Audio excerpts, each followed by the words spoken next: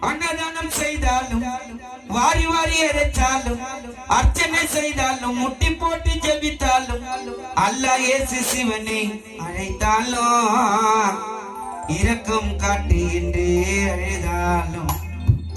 அல்லாஹ் இயேசு சிவனை அழைத்தாலும் இரக்கம் காட்டு என்று அழைதாலும்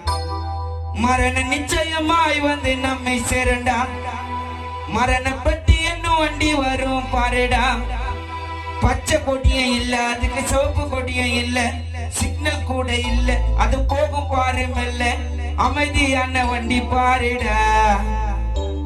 நம்மை கதற வைக்கும் வண்டி தானடா